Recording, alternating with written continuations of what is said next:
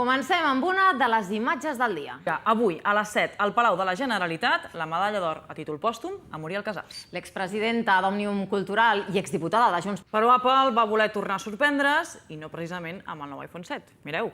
Però què pot passar si s'ajorna la data del referèndum? Ens ho explica una experta. Paula, potser avui ens hauríem d'acomiadar amb la salutació Treki. Ui, jo he estat practicant, Vane, però és que no hi ha manera. només Sort que el WhatsApp hi ha la icona aquella, perquè no. Potser una cosa més convencional. Amb una mà només ho sé fer, amb l'altra no em surt. Res més. Si voleu més informació, la Gisela Rodríguez us la porta als diferents butlletins. I després, com sempre, els perquès. Avui te'l dia, amb Josep Cuní. Adéu, fins demà. Adéu.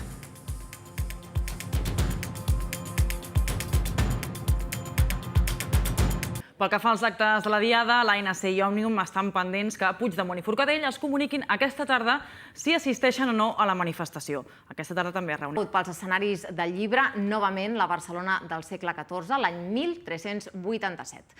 El protagonista és, aquesta vegada, un orfe de 12 anys, Hugo Llor, que treballa a les drassanes somiant a convertir-se en constructor de vaixells.